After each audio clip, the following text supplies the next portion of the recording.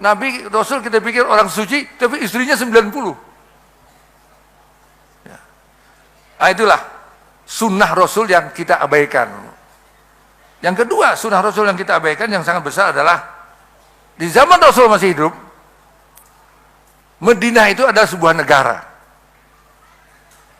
Sebelum hijrah namanya bukan Madinah, namanya Yasrib. Tapi setelah Rasulullah hijrah, hanya dengan Quran dan Sunnah dengan hadis, Nabi besar Muhammad SAW membangun kota baru, bahkan negara baru, tanpa mengadopsi falsafah Yunani kuno, tanpa mengadopsi falsafah Mesir kuno. Sudah ada Cleopatra, sudah ada Caesar, tanpa mengadopsi falsafah Cina kuno yang 5.000-an tahun yang lalu sudah ada ketinggian filosofi Cina.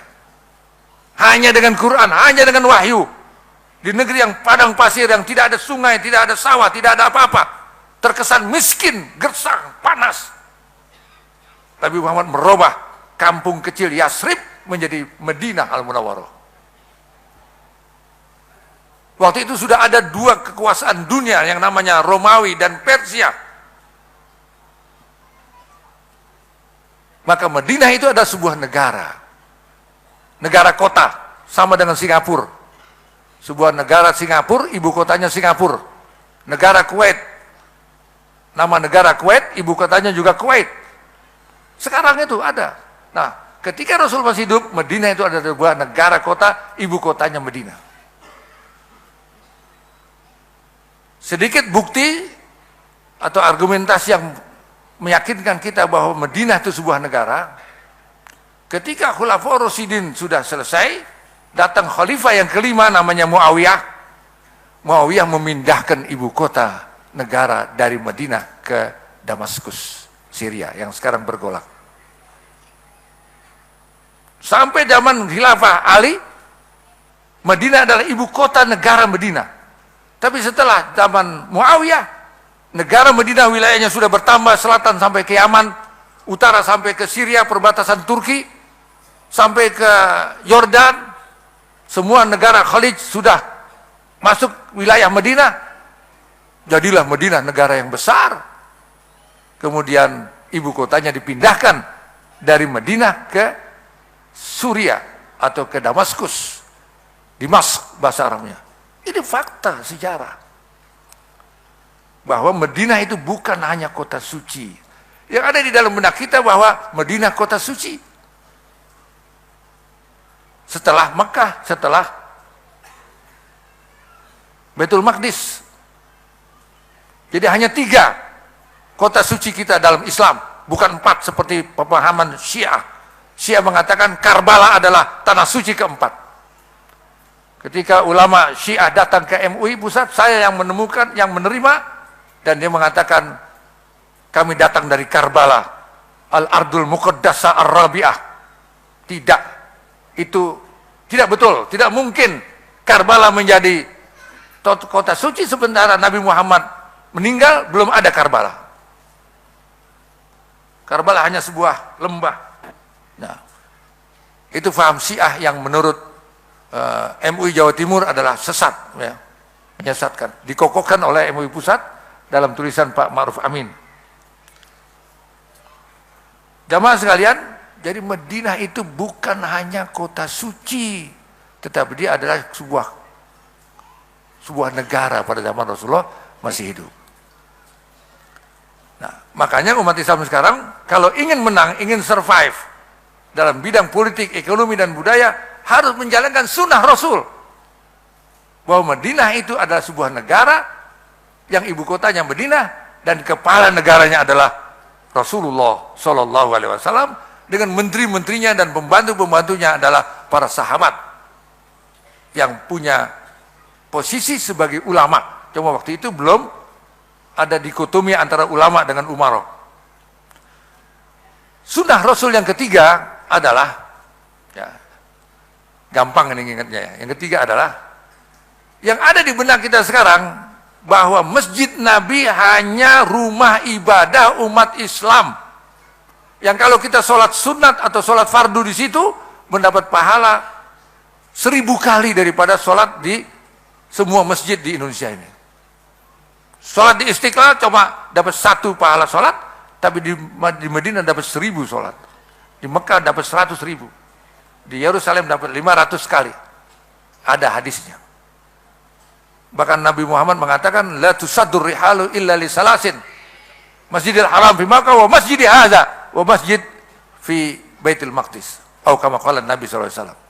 Hanya ada 3 tempat yang boleh diziarahi secara bersusah-susah payah. Ya. Nabung untuk apa? Nanti mau ziarah.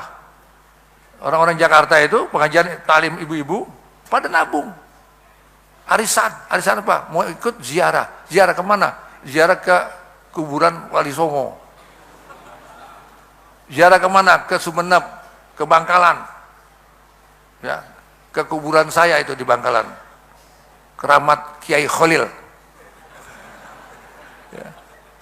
Saya nanti kalau meninggal bisa jadi keramat kuburan saya. Kalau saya tidak wasiatkan kepada anak saya, bisa jadi keramat. Keramat Kiai Khalil kedua. Kiai Khalil Betawi. Gitu. Itu budaya ziarah itu bertentangan dengan sunnah.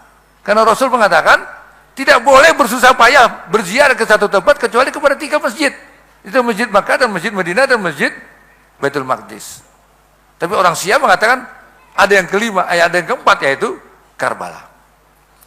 Jadi Masjid Nabi itu pada zaman Nabi Muhammad masih hidup bukan hanya rumah ibadah, tetapi dia adalah pusat kegiatan umat Islam. Yang bahasa Inggrisnya yang kita bangga-banggakan itu adalah Islamic Center. Jadi istilah yang resmi bagi umat Islam di Indonesia. Dan itu salah kaprah. Islamic Center itu salah kaprah. Kenapa? Islamic Center itu adalah konsep dakwah untuk umat Islam di negara-negara yang minoritas umat Islamnya. Seperti di Eropa, di Amerika, di Jepang, di Australia, di New Zealand.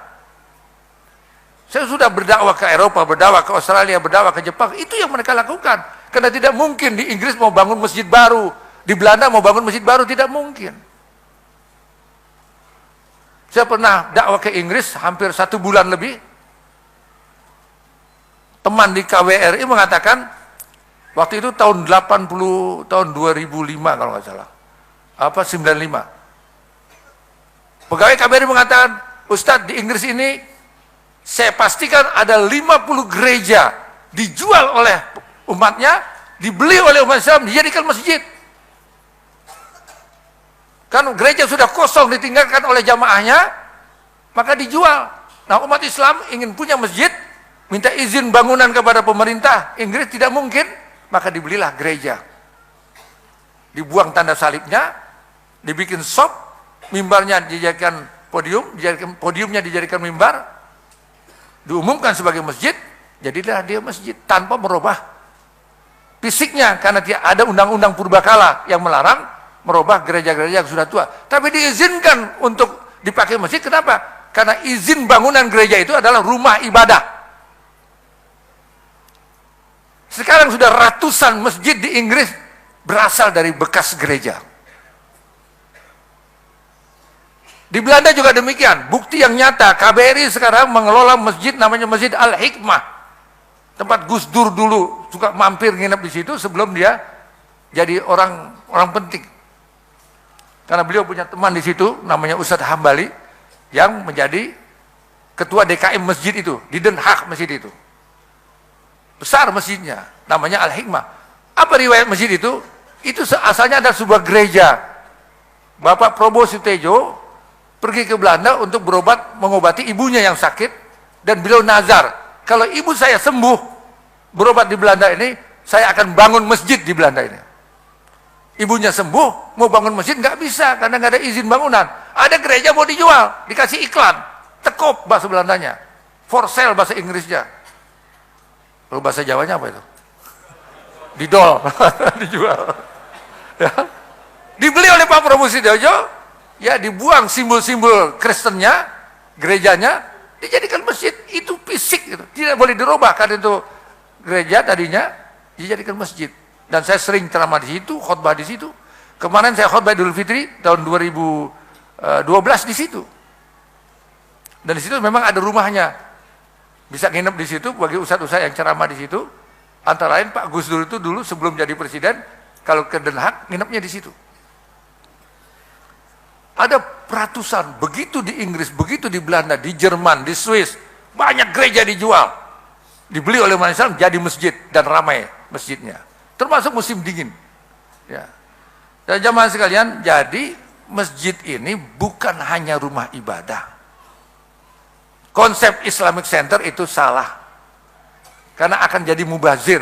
Kalau enggak Islamic Centernya mubazir, masjidnya mubazir. Di dekat kampung saya ada namanya Kampung Sawangan. Di situ ada masjid besar sekali, megah, gagah. Ada 5 kubah dilapisi emas. Bukan emas Joko, bukan emas Parno. Emas beneran, 24 karat. Ya, dilapisi emas.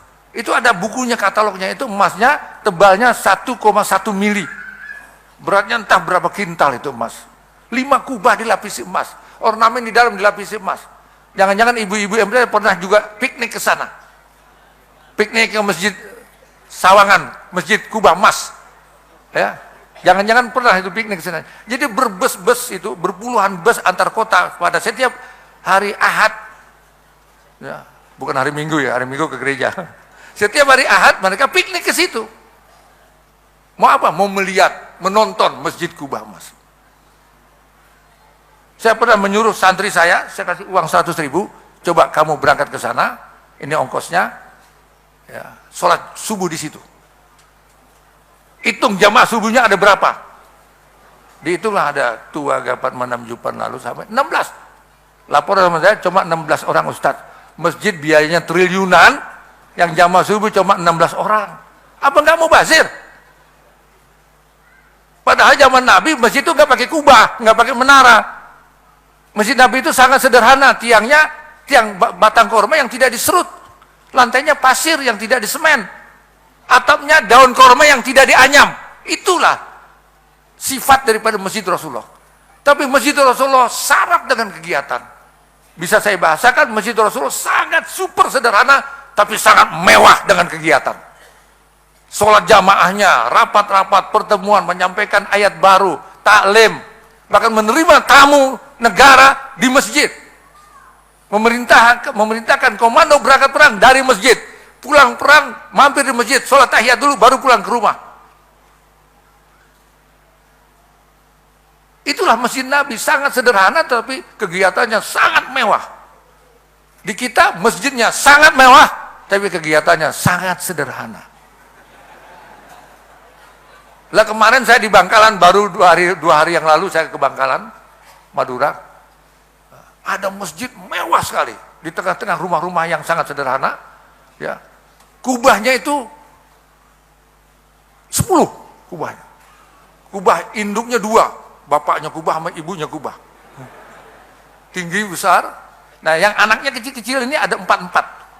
Di sebelah selatan 4, di sebelah timur 4, enggak, sebelah selatan dan utara 4. Saya mau sholat zuhur di situ, enggak ada orang.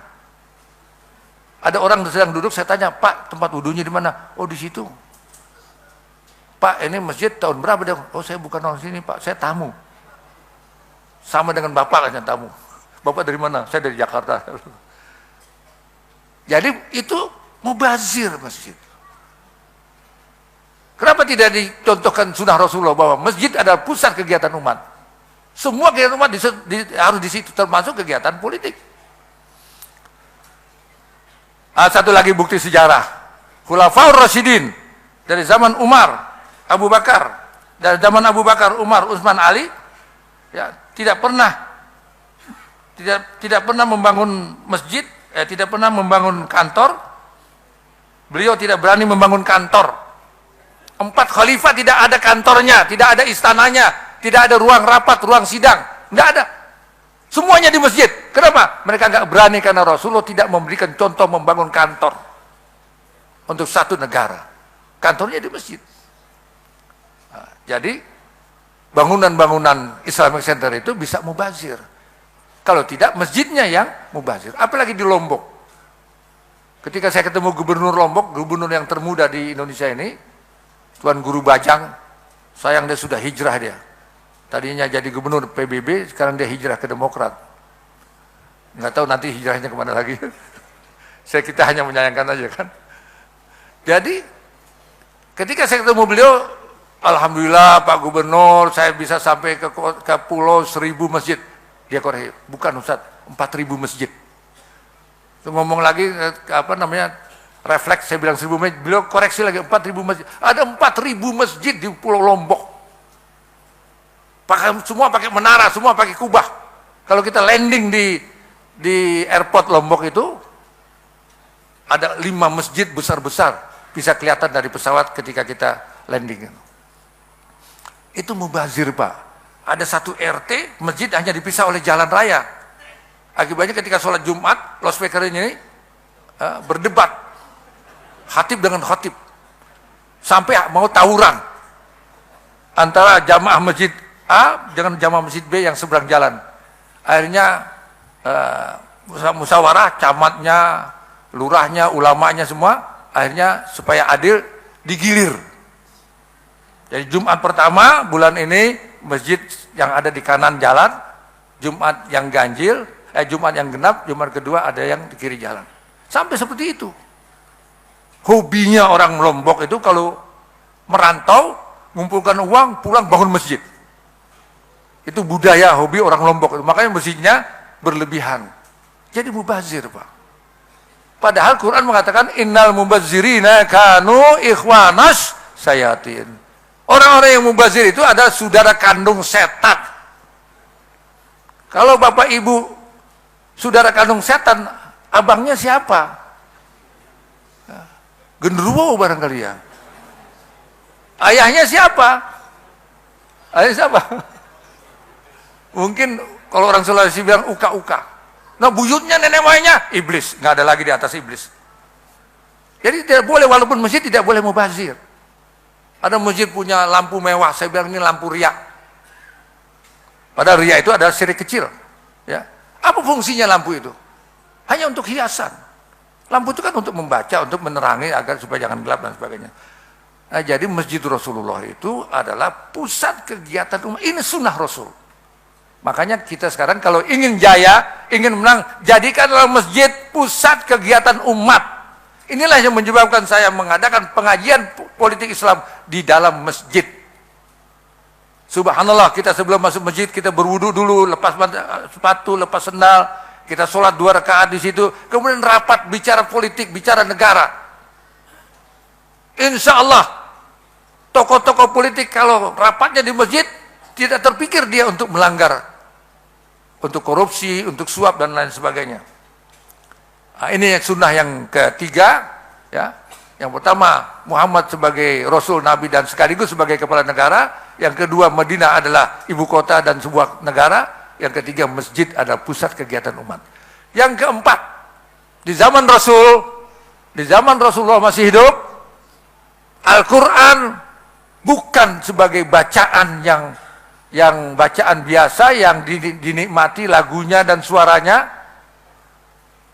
ya, bukan hanya sebagai bacaan ibadah al-muta'abbadu bitilawati yang kalau kita sholat tanpa membaca Al-Quran tidak sah, karena Al-Fatihah adalah umul Quran. Di zaman Nabi dan zaman Rasul belum ada mushaf, ya, belum ada buku Al-Quran. Ayat Quran masih berselakan di kulit-kulit kambing, kulit-kulit onta, pelepah korma, di papan kayu, di batu-batu nisan, di batu-batu yang seperti batu nisan. Baru zaman Umar, Quran dikumpulkan dan dibukukan. Dan diperbanyak baru zaman Utsman, itu pun hanya 7 eksemplar. Jadi tidak betul itu kalau ada sumpah pejabat disumpahin pakai mushaf begini. Ya. Sekarang disumpahin, besok dikorupsi pejabat. Karena sumpahnya tidak sah. Tidak sesuai dengan sunnah. Nah, jadi Quran itu adalah petunjuk hidup di dunia dalam semua aspek kehidupan. Itulah sunnah Rasul ketika Rasul masih hidup.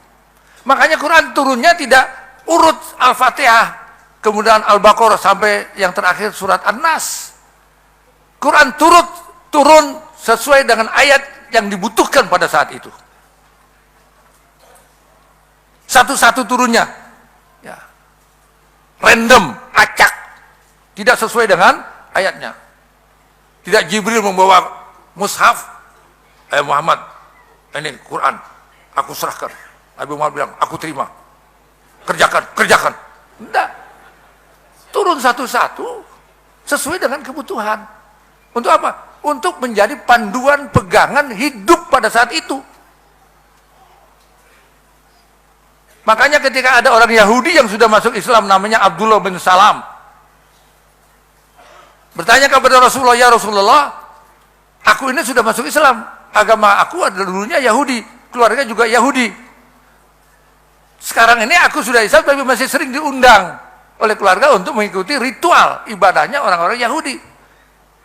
Untuk tidak mengurangi, tidak memutuskan hubungan kekeluargaan, apakah saya harus hadir ya Rasulullah? Apakah tidak? Rasulullah belum bisa jawab, karena ayatnya belum ada. Rasulullah minta kepada Allah petunjuk, audiensi Rabbani namanya, maka turunlah ayat, ya ayyuhalladzina amanu udkhulu fis silmi kafatan wa la tattabi'u khutuwati syaitan innahu lakum aduwwum mubin. Itu asbabun nuzulnya karena ada orang Yahudi sudah masuk Islam masih mau datang ke acara-acara Yahudi. Kayak kita sekarang ini umat Islam diarahkan supaya ikut Natalan bersama.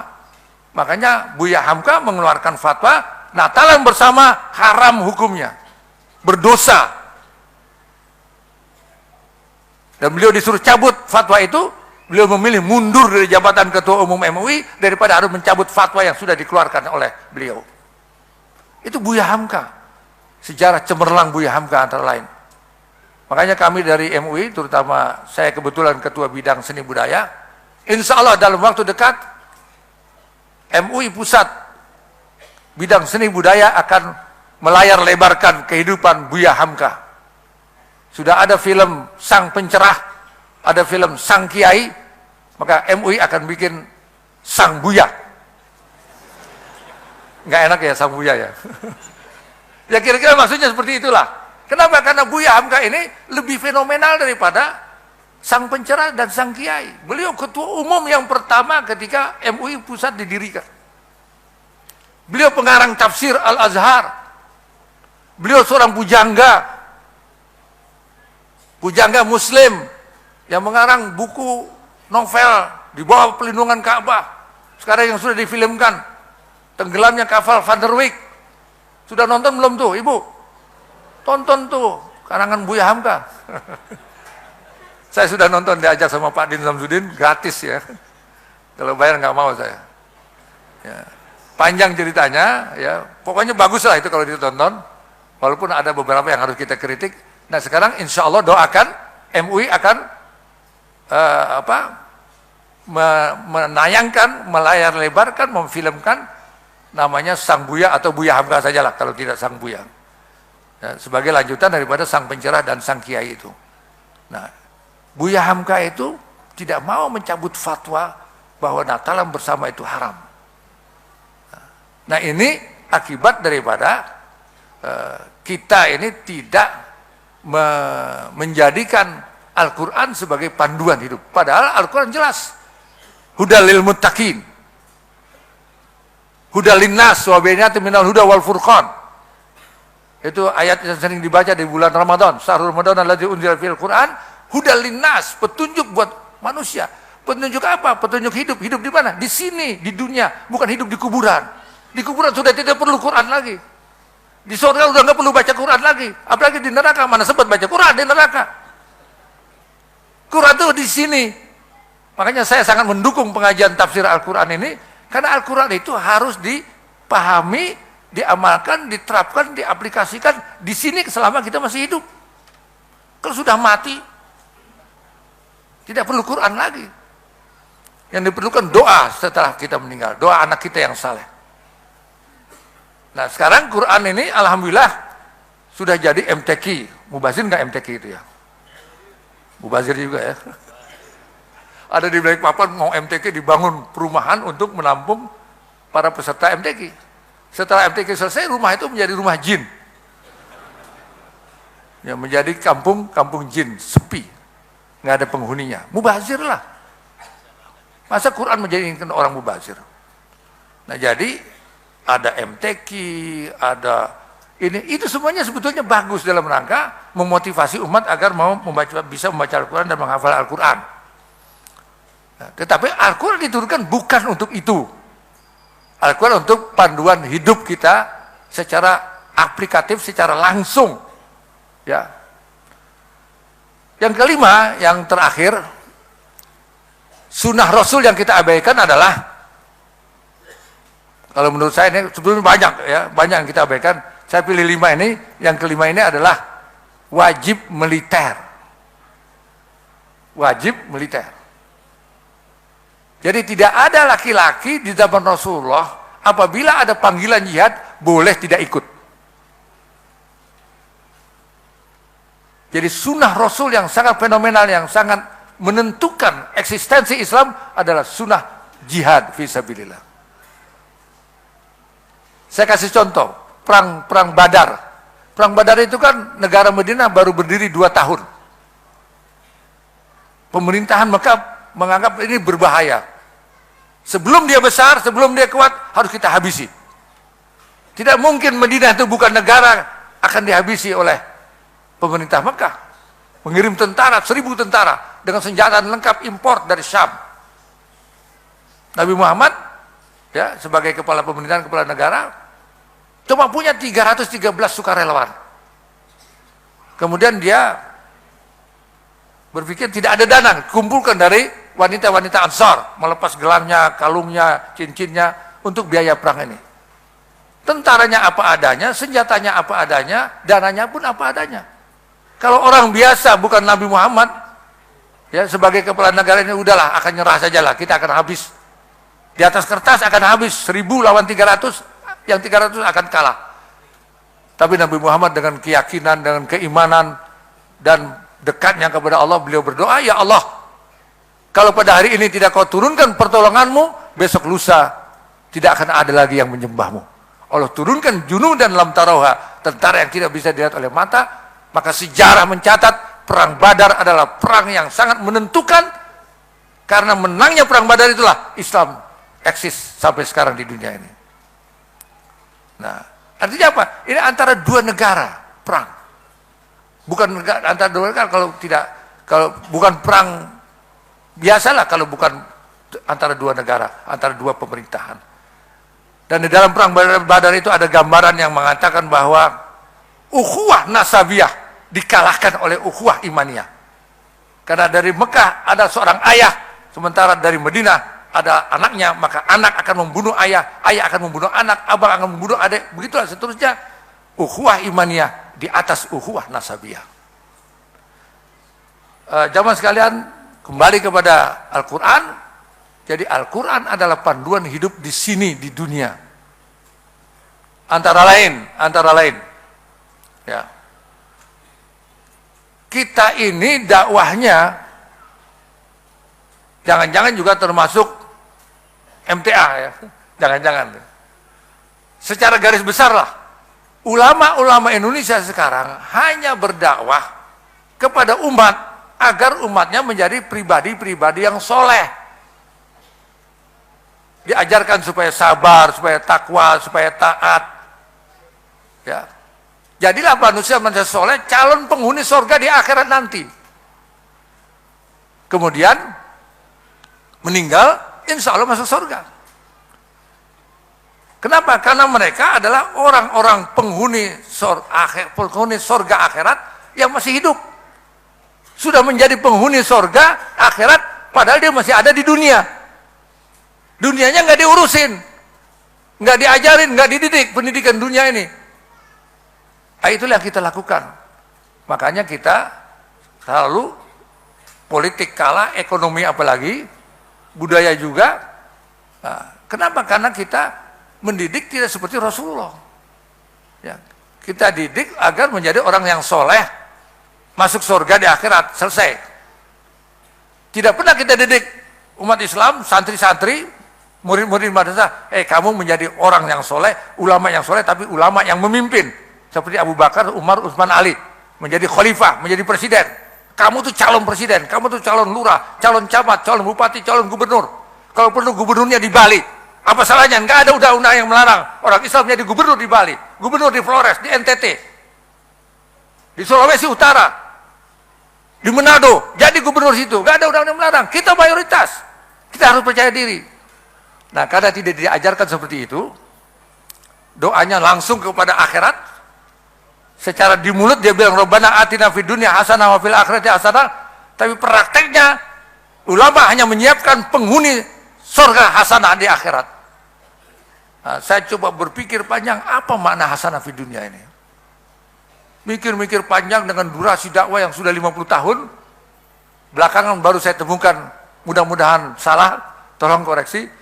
Maksudnya hasanah fid dunya adalah baldatun thayyibatun wa rabbun ghafur. Negeri yang thayyib, yang baik, aman, damai, sejahtera, dan Allah mengampuni. Tidak mungkin di dunia kita tidak punya salah. Kita orang suci seperti malaikat, seperti Nabi dan Rasul, pasti banyak, tapi yang penting Allah mengampuni kita.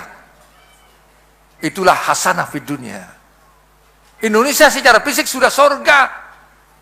Sebelum Islam masuk ke Indonesia pun sudah surga. Kalau jannatin tajri min tahtiha al-anhar itu kan Indonesia. Di Saudi nggak ada jannatin tajri min tahtiha al-anhar. Jannah itu kebun, Indonesia itu kebun, sudah surga secara fisik. Tapi belum hasanah fid dunya yang ada di dalam doa kita. Hasanah fid dunya adalah baldatun thayyibatun wa rabbun ghafur. Maka umat Islam sebetulnya wajib merebut kekuasaan di Indonesia secara politik tanpa harus meletuskan satu peluru pun, tanpa menghunus pedang. Kita bisa rebut ini agar Indonesia menjadi hasanah fid dunya. Nah, itulah makna hasanah fid dunya yang sebetulnya Al-Quran itu memberikan bimbingan hidup agar kita bisa menjadikan Indonesia ini adalah hasanah fid dunya, menjadi surga. Bapak-bapak dan ibu sekalian, ya, waktunya harus berubah menjadi tanya jawab.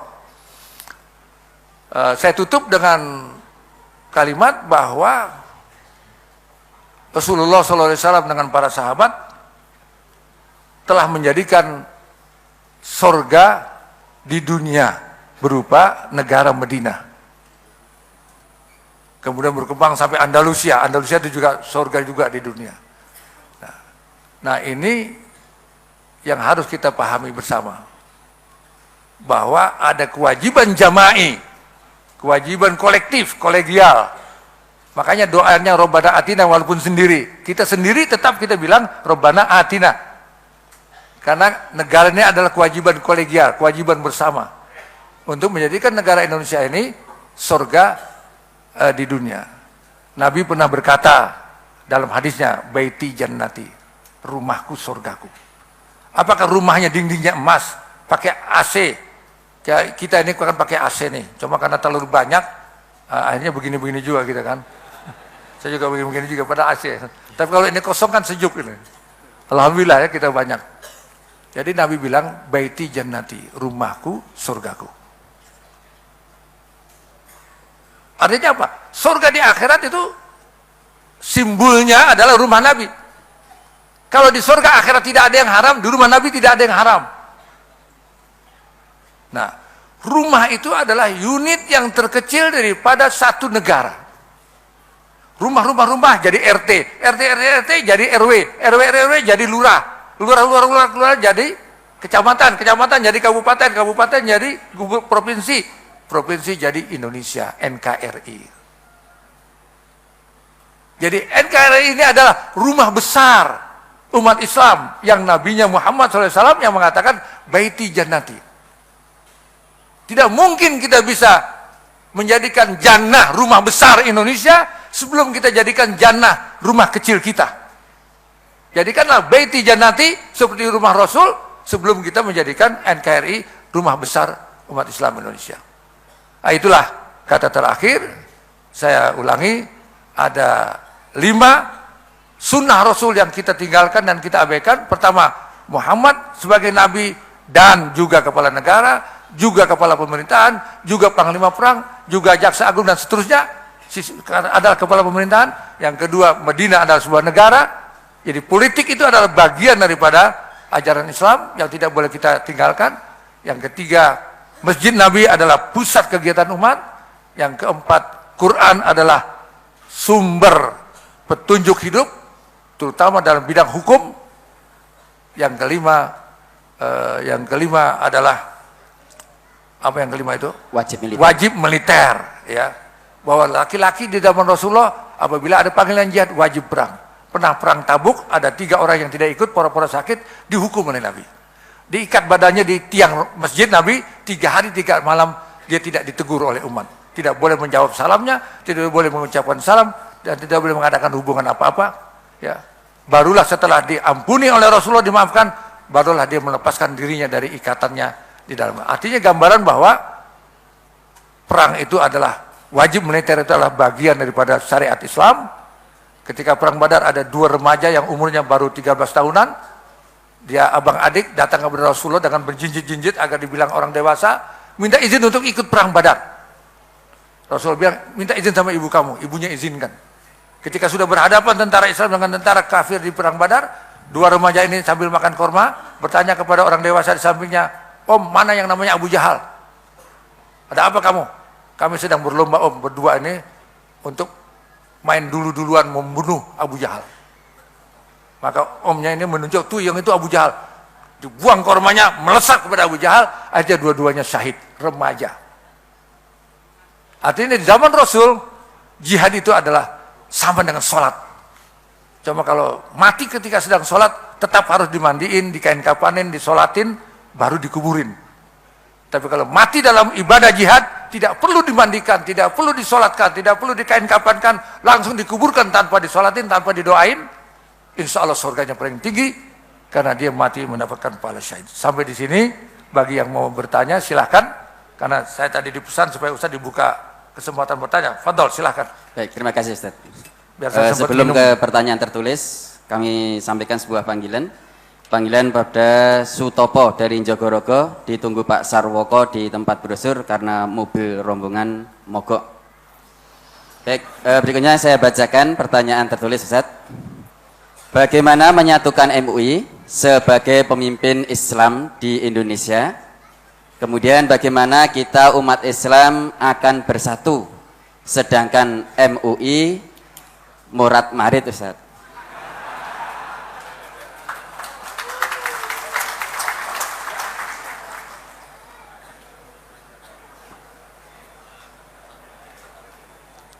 Ya, bagaimana menyatukan umat sementara MUI murid-marid? Yeah. Ini saya perlu penjelasan ini, murid-maridnya di mana gitu ya. Tapi bisa saya pahami, tapi sebelumnya saya ingin mengatakan bahwa karena ini bukan masjid, bolehlah tepuk tangan.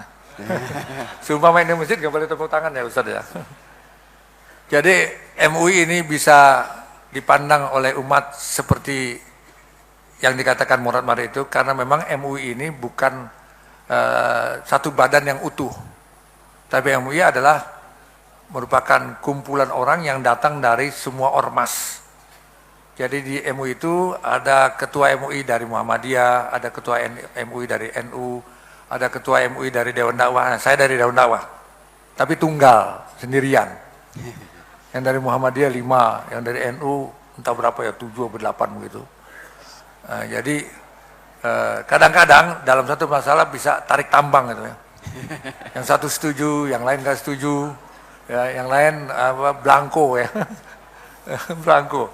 Contohnya misalnya fatwa tentang rokok itu di Padang Panjang dan saya ikut ketika sidang itu, maka mayoritas yang hadir mengatakan rokok itu haram, alasannya ini. Apalagi sekarang kan iklannya kan rokok membunuhmu, ya kan sekarang. Membunuh kan bagaimana kalau nggak haram? Kok membunuh kok? Mestinya kan pembunuh itu dibunuh duluan sebelum dia membunuh kita kan begitu. Nah, tetapi sampai beberapa jam siang malam nggak selesai ya yang membicarakan soal rokok ini. Sebagian mengatakan rokok haram, ini haram, tapi ada juga yang mengatakan tidak, rokok itu makruh, tidak haram, karena di Jawa Timur, Jawa Tengah itu banyak para kiai punya kebun tembakau. Keluarganya kerja di pabrik rokok. Kalau rokok diharamkan, maka pabrik itu tutup. Mau kemana MUI bawa orang-orang itu pindah kerja? Tolong cariin kerjaan buat mereka.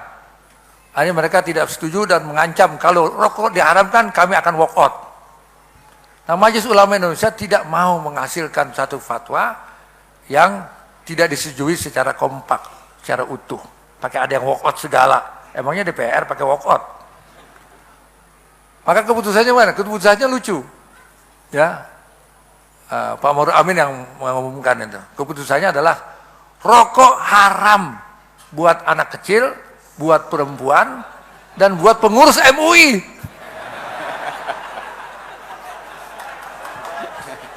Lucu kan? Kok ada fatwa haram buat seorang, makruh buat yang lain begitu kan? Jadi yang bukan pengurus MUI tidak haram, yang bukan perempuan tidak haram. Jadi banci itu kalau ngerokok nggak haram dia, karena dia bukan perempuan. Anak-anak haram, kalau udah dewasa haram. Kayak anak-anak kalau sudah dewasa tidak haram. Ini kan lucu kan? Karena debatnya kencang sekali gitu.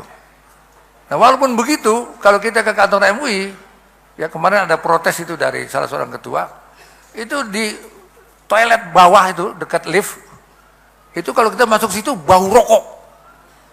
Bagaimana MUI ini toiletnya bau rokok, padahal MUI mengeluarkan fatwa pengurus MUI haram merokok. Ini kan berarti yang merokok pengurus MUI ya. Nah, barangkali itulah yang bisa saya jelaskan kalau MUI itu tidak satu gitu ya. Jadi ya boleh-boleh saja lah. Bagaimana mau menyatukan umat sementara MUI sendiri tidak bersatu atau belum bersatu. Ya. Tentang Syiah MUI juga tidak satu ya. Tentang LDII MUI juga tidak satu. Sebagian mengatakan sudah paradigma baru, sebagian MUI mengatakan belum paradigma baru, masih sama dengan Islam Jamaah. Itulah kenyataannya. Ya. Kemarin ada masjid di UIK diserbu oleh LDII. Masjid diserbu. Nah, kiai-kiainya 40 orang datang ke MUI pusat membawa laporan itu. Tapi laporan itu sampai sekarang belum dibahas. Masuk laci. Wallahu a'lam. Nah, itulah keadaan MUI ya. Tetapi adanya MUI jauh lebih penting daripada tidak adanya MUI. Saya tidak bisa membayangkan kalau MUI tidak ada. Ya, majalah seperti Tempo, lembaga-lembaga swadaya masyarakat seperti apa yang pakai seperti JIL, seperti institut-institut itu, ada Ma'arif Institut, Wahid Institut segala macam, itu kan mereka-mereka tidak suka kepada MUI. Ya. Banyak yang ingin MUI itu bubar. Nah, kalau MUI bubar, saya tidak bisa membayangkan kayak apa, karena MUI itu tugasnya adalah mengawal akidah, membimbing umat, menjawab pertanyaan dan memberikan solusi terhadap kesulitan umat. Nah, doakan sajalah mudah-mudahan MUI bisa solid, valid, bersatu, kemudian menyatukan umat. Nah, kemarin memang pernah MUI mengumpulkan 68 ormas Islam. Untuk apa? Untuk bersatu, mengusulkan kepada partai-partai Islam yang 5 bersatu membuat koalisi dan mencalonkan capres presiden sendiri, cawapres juga sendiri di luar capres yang sudah ada. Nah, baru 2-3 kali pertemuan sekarang sudah buyar. Padahal MUI ini yang mengumpulkan, MUI ada di koran, saya bawa clippingnya. Sekarang sudah buyar. Kenapa? Karena partai A nyelonong sendiri mau koalisi dengan PDIP. Partai Islam B nyelonong mau ke Gerindra. Sampai pecah segala itu kan, P3 kan. Iya. Belum apa-apa udah hidup Prabowo. Padahal yang dibawakan setengah mati kan kampanye untuk P3 kan.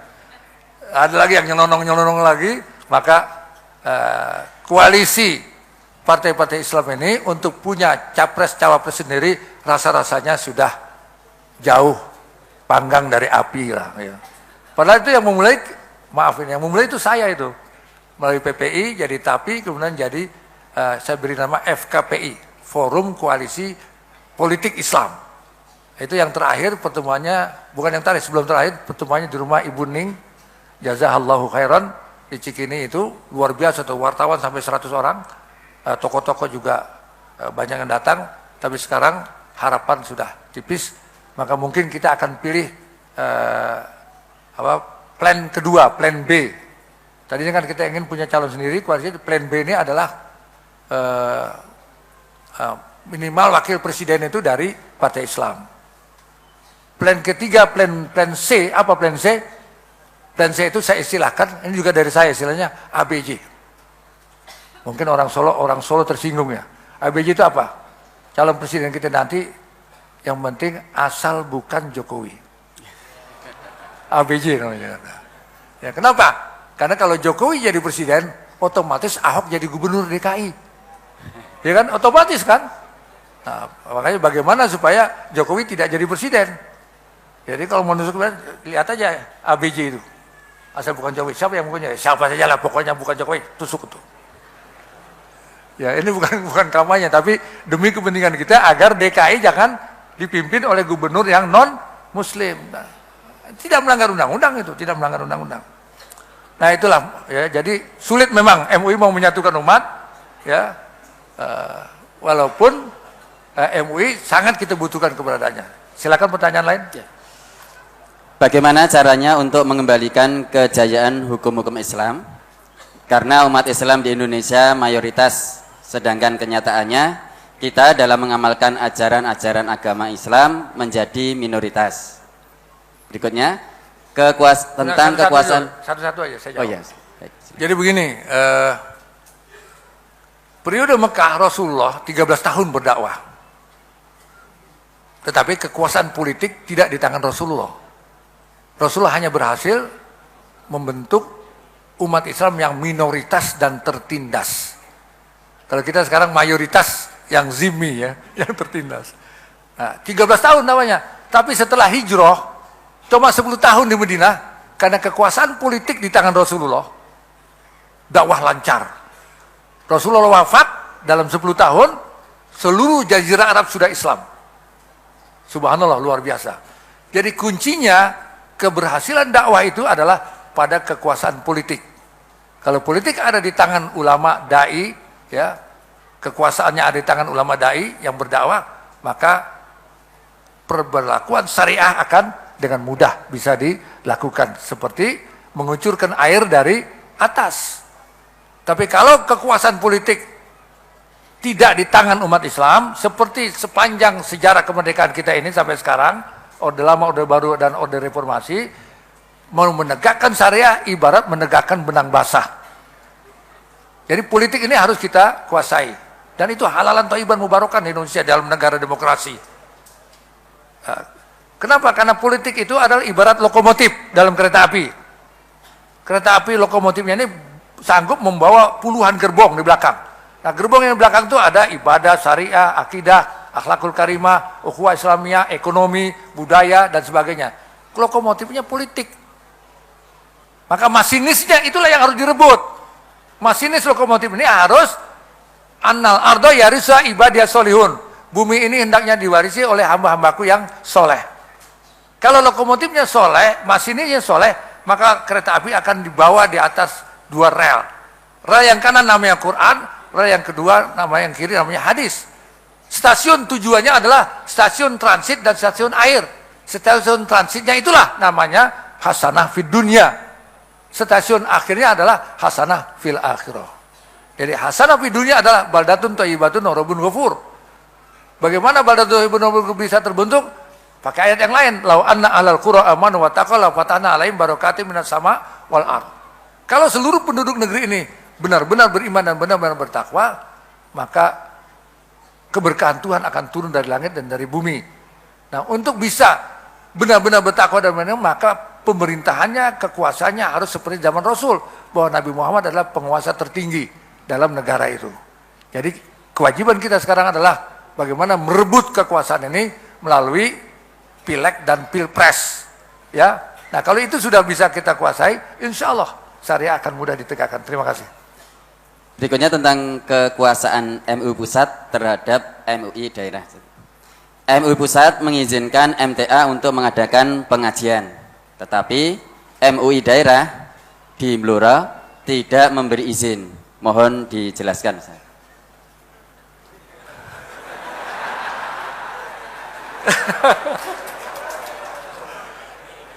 Ya inilah MUI, asal bapak-bapak tahu bahwa MUI pusat dengan MUI daerah itu tidak struktural. Ya, tetapi hubungannya bukan hubungan struktural. Oleh karena itu kami juga membatalkan ide MUI Sumatera Utara agar setiap pengurus baru disahkan oleh gubernur. Karena keinginan MUI Sumatera Utara itu, MUI ini seperti negara, seperti pemerintahan. Ada gubernur, ada bupati, ada camat, ada lurah begitu kan. Nah, hubungan MUI pusat dengan provinsi, provinsi dengan kabupaten tidak hubungan struktural, tidak hubungan komando. Garisnya bukan garis komando. Sehingga tidak mustahil atau mungkin terjadi kebijakan pusat berbeda dengan kebijakan daerah. Satu contoh misalnya, Musda di Kalimantan Tengah, Palangkaraya ibu kotanya. Saya juga yang datang ke sana. Itu pengurus yang sekarang, pengurus Kalimantan Tengah ini tidak ada yang dari Muhammadiyah. Semuanya ketua umumnya NU, sekretaris umumnya NU, dan yang lain-lainnya juga dari ormas-ormas lain. Kenapa? Karena Muhammadiyahnya mengundurkan diri. Mengundurkan diri dari duduk di pengurusan MUI. Sampai sekarang MUI pusat tidak mau mengukuhkan, bukan mengesahkan ya. Karena dia sudah sah berdasarkan musda. Mau mengukuhkan, mengakui pengurus MUI Kalimantan Tengah. Karena tidak ada orang Muhammadiyah di situ. Nah, itu satu gambaran bahwa memang boleh jadi MUI daerah tidak taat kepada MUI pusat atau kebijakannya berbeda dengan kebijakan MUI pusat. Nah, kasus MTA ini agak unik memang, agak unik dan aneh juga ya. Kenapa? Karena pimpinan MTA, katakanlah Ustadz Sukino, itu sering diundang oleh MUI, bahkan pernah menjadi pembicara dalam seminar MUI. Ketika bicara soal dakwah, MUI pusat melihat MTA ini berhasil dalam dakwah, sehingga punya jamaah yang banyak, maka diundanglah Ustadz Sukino untuk menjadi narasumber. Bagaimana? MUI mengakui MTA sebagai narasumber. Artinya kan sudah diangkat. MUI itu supaya belajar kepada Ustadz Sukino. Kami ini harus belajar. Menjadi santrinya Ustadz Sukino dalam seminar itu. Waktu itu sebelum ada Rakernas. Ya. Jadi bukan sekedar diakui lagi MTA ini. Ya. Sudah dianggap MTA ini lembaga dakwah yang berhasil, yang berjaya. Ya. Nah itu. Tapi kebijakan pusat ini tidak diikuti oleh beberapa MUI daerah. Nah, bahkan di mana kemarin di Bengkulu apa di mana? Jambi. Jambi. Kerinci. Nah, di Kerinci malah bupatinya menganggap MTA sebagai aliran sesat kan, sampai diadakan pengadilan, kemudian alhamdulillah vonis pengadilan wali kota Kerinci supaya mencabut larangan pengajian MTA itu. Jadi memang secara kriteria sesat yang dilahirkan oleh MUI pun tidak ada sedikit pun menyangkut kepada MTA. Enggak ada masalah. Ya, apalagi Menteri Agama, apalagi Litbangnya, apalagi MUI-nya dan sebagainya. Nah, orang pernah dihadiri oleh Wakil Presiden dengan acara di Jakarta. Nah, mestinya MUI yang di bawah itu melihat itu. Tapi anehnya juga ketika MTA datang dengan lawyernya dari TPM ke pusat, kemudian meminta surat pernyataan bahwa MTA tidak sesat, dan saya mendesak agar sekarang juga dibuat suratnya itu untuk digunakan MTA di daerah-daerah agar tidak ada hambatan dalam dakwahnya. MUI pusat tidak mau membuatnya. Jadi MUI pusat belum mau, bukan tidak mau. Jangan tepuk tangan dulu. MUI pusat tidak menganggap tidak sesat, ya, tidak menganggap MTA sesat, tapi MUI juga tidak mau membuat surat pernyataan bahwa MTA tidak sesat. Ya. Ambivalen apa namanya itu? Nah, maka ke depan jawabannya satu, apa? Sabar. Innallaha ma'as sabirin. Insya Allah Tuhan bersama orang-orang yang sabar. Boleh jadi pada suatu saat pasal ini akan hilang. Saya kira pada suatu saat juga akan terbukalah mata ikhwan-ikhwan kita di daerah untuk bisa menerima MTA apa adanya. Dan saya sendiri sudah berusaha antara lain, ya itu MTA saya tampilkan di Tablik Akbar Politik Islam di Al-Azhar, agar umat Islam selain MTA juga paham bahwa MTA ini suatu ajaran yang sedikit pun tidak ada unsur kesesatannya, insya Allah. Ya. Sekarang sudah mulai tahu, banyak orang bertanya-tanya sama saya, itu yang pakai pakaian tentara siapa? Bang, itu dari MTA. Apa yang MTA? Majlis Tafsir Al-Quran. Kenapa emang? Nggak baik ya katanya. Itu apa, disiplin, rapi, ya, tegak dan sebagainya. Menarik. Jadi saya pikir perlulah MTA untuk hadir dalam forum-forum nasional yang dihadiri oleh semua unsur dan semua ormas. Wallahu alam. Masih ada? Masih, Ustaz. Saat ini betapa sangat berbahayanya bahaya Syiah di Indonesia. MUI sebagai induk lembaga dakwah Indonesia, apa saja usaha MUI untuk menghadang bahaya Syiah ini? Dan mohon diterangkan ciri-ciri amalan Syiah, karena masyarakat Indonesia ini yang majmuk sehingga saling mencurigai satu dengan yang lain karena beda paham, Ustaz. Ya,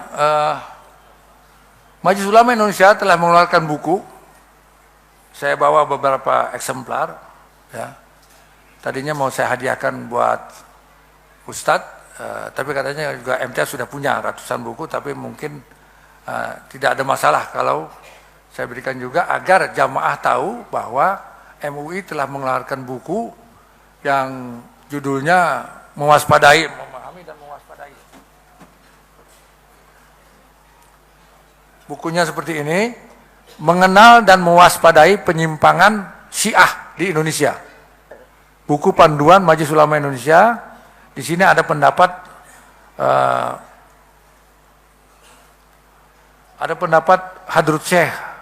Hadratus Syekh Hasim Asy'ari, pendiri Nahdlatul Ulama, Profesor Dr. Buya Hamka, Ketua Umum MUI yang pertama, Dr. Muhammad Nasir dari Dewan Dakwah, Kiai Haji Hasan Basri, Ketua Majelis Ulama Indonesia, bahwa memang buku ini sangat baik, sangat penting dan boleh diperbanyak, tentu saja dengan izin, walaupun izin lisan ya. Saya bisa memberikan izin lisan kepada MTA apabila mau memperbanyak ini, tetapi tidak boleh dirubah satu huruf pun. Jadi apa adanya. Jadi hanya kopi saja, fotokopi baik katalognya atau apanya, silakan perbanyak, karena ini sangat penting sekali kepada untuk dakwah, biar umat paham apa itu Syiah dan siapa itu Syiah dan sebagainya. Jadi di lembaran yang disebarkan oleh Dewan Dakwah itu bagus sekali. Ada apa namanya? Ada dua kolom. Kolom yang kiri ini Sunni, kolom yang kanan adalah Syiah. Bagaimana Sunni sholatnya, bagaimana Syiah sholatnya, bagaimana rukun Islamnya, rukun imannya. Ini yang Sunni, ini yang Syiah. Nah, itu bagus sekali kalau dimiliki dan diperbanyak. Hanya satu halaman kok, apa dua halaman begitu, yang dari Dewan Dakwah. Kalau ini kan berupa buku, bacanya cukup lama dan agak akademisi ini, agak ilmiah. Tapi yang Dewan Dakwah itu sangat praktis. Contohnya misalnya azan, itu ada video, bisa di upload sebetulnya, download ya. Azan mereka itu ini di Indonesia. Azan mereka itu ditambah setelah asyhadu anna Muhammad Rasulullah ditambah dengan asyhadu anna aliyan waliullah. Itu didengungkan dengan azan. Itu salah satu bedanya. Yang kedua, mereka tidak punya sholat jamaah. Ya. Sholat jamaah tidak wajib. Sholat Jumat juga tidak wajib kecuali adanya imam. Karena imam yang ditunggu-tunggu belum hadir. Jadi selama Syiah sampai dengan zaman revolusi Iran, kecuali setelah revolusi Iran barulah ada sholat Jumat, di mana imamnya harus presiden. Ya, jadi pada suatu hari ini cerita orang yang pernah tinggal di Iran dan di Irak, yaitu Kiai Haji Irfan Zidni, sekarang sudah almarhum, cerita kepada saya bahwa pernah pada suatu hari ada undangan dari Presiden Iran kepada Duta Besar Indonesia untuk sholat Jumat. Jadi sholat Jumat itu pakai undangan, Pak. Ya. Pegawai-pegawai KBRI, karena ini duta besarnya baru, memberikan nasihat, Pak, mendingan nggak usah datang, Pak. Kenapa emang? Seringkali nggak jadi, Pak, sholat Jumatnya. Tapi karena ini dubes baru, penasaran, datang juga. Duduk di sop pertama dan sebagainya. Tapi setelah beberapa menit, last minute sebelum masuk sholat Jumat, waktu sholat Jumat, ada pengumuman bahwa sholat Jumat tidak jadi. Karena Presiden Bani Sadr sedang menyambut kedatangan tamu negara dari Jerman, konselor Helmut Kohl. Itu kejadian. Maka bubarlah jamaah, pulang masing-masing. Tidak jadi sholat Jumat. Nah, sampai di kedutaan, pegawai kedutaan mengatakan, Pak Dubes, iya enggak? Benar kan? Ya. Jadi, itu salah satunya. Gitu. Tapi banyak sekali, antara lain soal mut'ah. Jadi di ajaran Syiah itu boleh nikah mut'ah. Nikah mut'ah itu nikah kontrak. Bisa 1 jam, bisa 2 jam, bisa sebulan, bisa setahun. Jadi kalau kita kerja di negara banyak Syiah itu, istri di rumah, kita boleh kawin kontrak selama kerja aja di sana. Nah, ya salah satunya itu, tapi banyak sekali dan bisa ditemukan di dalam buku ini.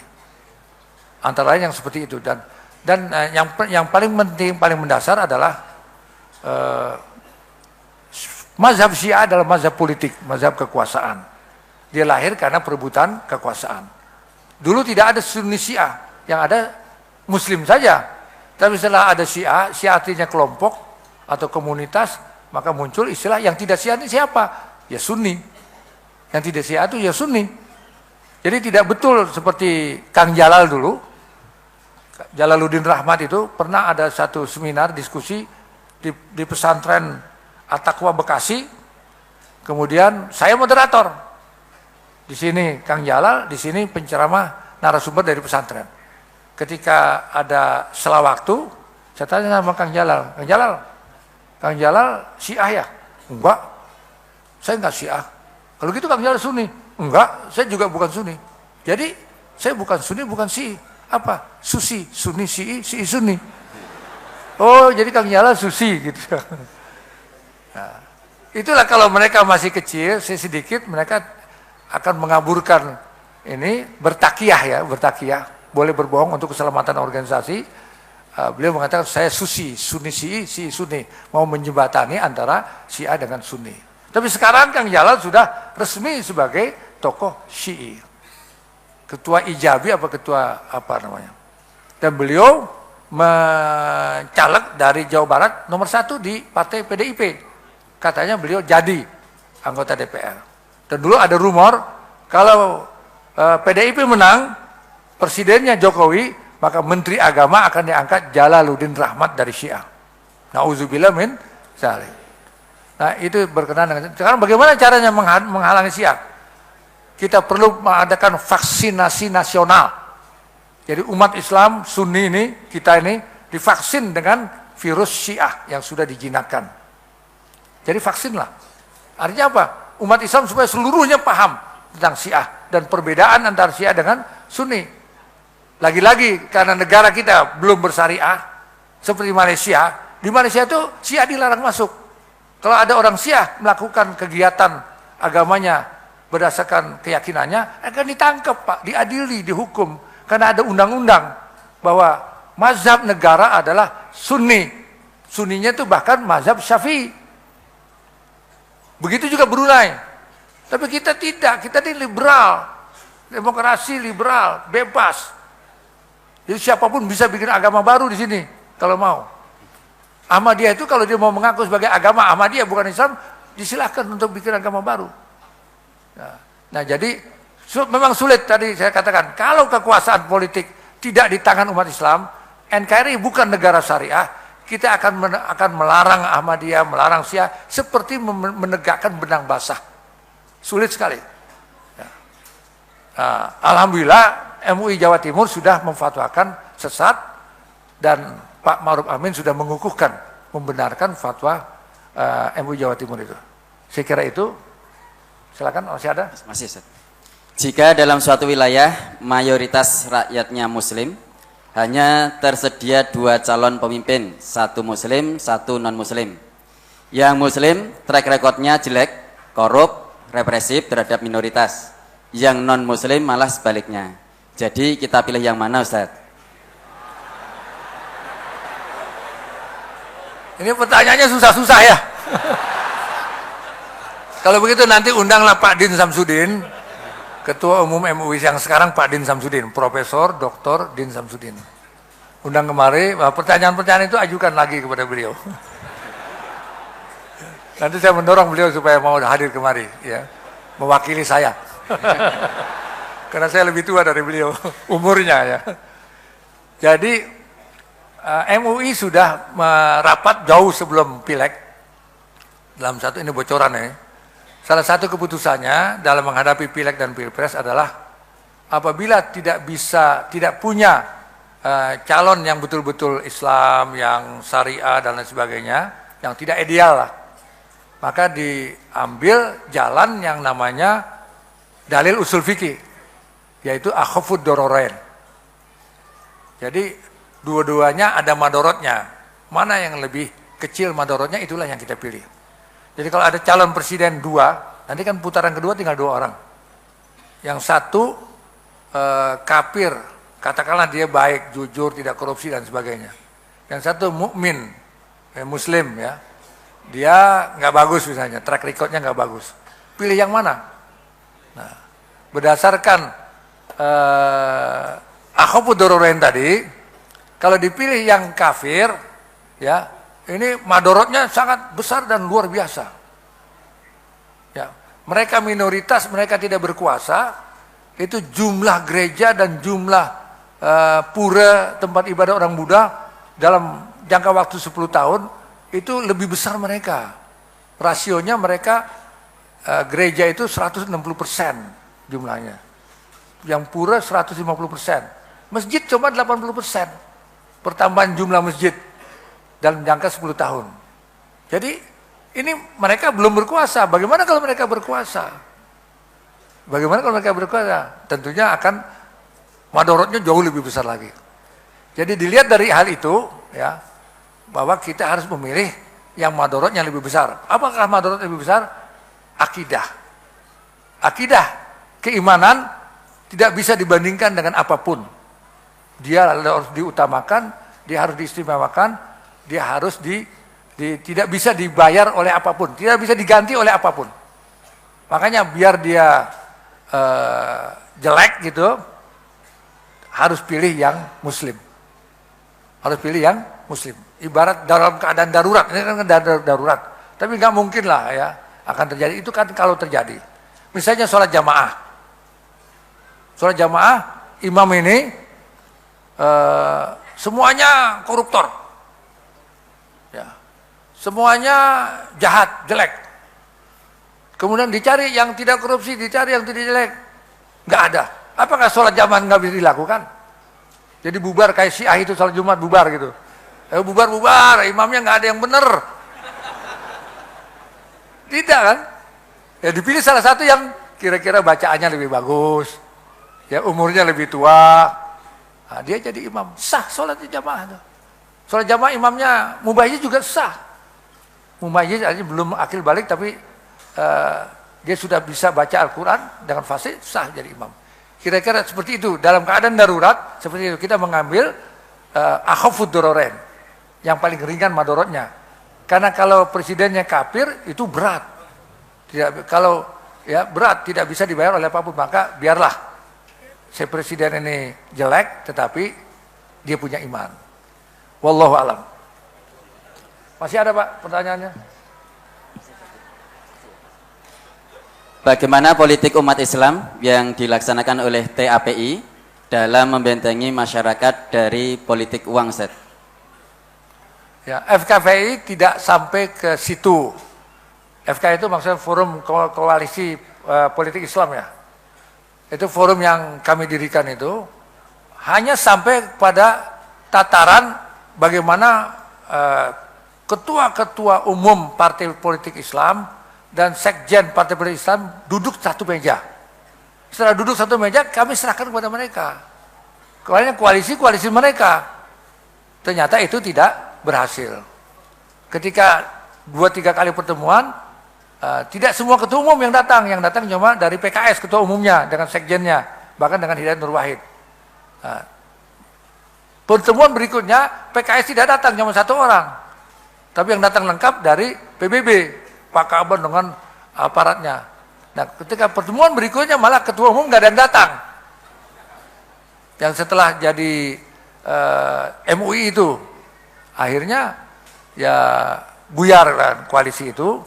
Maka kami tidak bisa menjamin kalau koalisi itu terjadi, bagaimana politiknya dan sebagainya, karena memang koalisi politik Islam itu atau koalisi partai politik Islam itu sudah di luar jangkauan kami, karena kami bukan tokoh politik, partai politik. Ya. Silakan. Politik di Indonesia melalui partai politik, apa yang dilakukan oleh TAPI dalam mempersatukan suara umat Islam dalam partai politik di Indonesia? Apakah TAPI akan bisa berbicara di lembaga negara, bukan hanya berpolitik di tempat umum, Ustaz? Ya itu, kalau misalnya tokoh-tokoh partai politik ya, partai politik Islam ini sudah menjadi presiden, menjadi wakil presiden, ya, menjadi menteri ini, menjadi itu, sangat bisa, sangat mungkin bicara di lembaga negara. Tapi kalau FKPI yang kami dirikan tidak mungkin, karena kita bukan partai politik. Ya. Yang ingin saya katakan bahwa apabila DPR 60% dari anggota-anggota DPR yang berhasil menjadi anggota DPR itu berpikiran menegakkan syariah, undang-undang itu bisa dirubah dengan undang-undang yang syar'i. Tapi kalau di situ minoritas, tidak mungkin kita bisa merubahnya. Maka perjuangannya adalah perjuangan pada pileg dan pada pilpres. Kalau kita ingin ada perubahan, seperti yang saya sering katakan, untuk mengadakan perubahan dalam sistem pemerintahan demi kesejahteraan umat Islam, ngajinya itu jangan hanya ngaji fikih, ngaji tauhid, ngaji zikir, ngaji selawat, ngaji kiroat, tapi ngajinya harus ngaji politik, supaya umat Islam ngerti politik Islam. Ngaji fikih, ngaji tauhid, ngaji tasawuf dan sebagainya itu perlu untuk pembinaan pribadi menjadi calon pemimpin yang soleh tadi nanti. Tapi ngajian itu tidak cukup, karena itu tidak akan menjanjikan perubahan. Yang bisa menjanjikan perubahan adalah pengajian politik Islam. Seperti pada zaman 500-an tahun yang lalu, ya, politik Islam itu ada kitabnya. Itu yang kita baca, Al-Ahkamus Sultaniyah oleh Syekh Mawardi, As-Siyasatu Syariah, politik syariah oleh Ibnu Taimiyah, dan Al-Muqaddimah oleh Ibnu Khaldun. Ada kitabnya kalau kita mau ngaji. Nah, kalau itu kita sudah melek politik, sadar politik Islam, insya Allah kita akan bisa merebut kekuasaan. Dan kekuasaan tidak pernah dikasih berhadiah. Kita jangan mengemis kepada orang lain untuk berkuasa. Makanya partai politik Islam yang ngemis-ngemis sama partai sekuler. Nah, jadi di Indonesia jangan kita dikotomikan antara partai Islam dengan partai nasionalis. Tidak. Karena kalau itu yang kita katakan, berarti partai Islam, pemimpin Islam tidak nasionalis. Padahal tokoh-tokoh Islam ini adalah sangat nasionalis. Misalnya Pak Nasir sudah dituduh sebagai pemberontak, sekarang diangkat menjadi pahlawan nasional. Sementara Pak Karno, Pak Harto belum menjadi pahlawan nasional. Tapi Pak Nasir sudah pahlawan nasional. Begitu juga yang lain, tokoh-tokoh kita. Ada Imam Bonjol, ada Tengku Umar, ada Pangeran Diponegoro, itu semua pahlawan nasional. Jadi umat Islam itu sangat nasionalis. Hubul waton minal iman itu, entah hadisnya sahih atau tidak, itu adalah gambaran bahwa umat Islam itu nasionalis. Oleh karena itu, dikotomi yang benar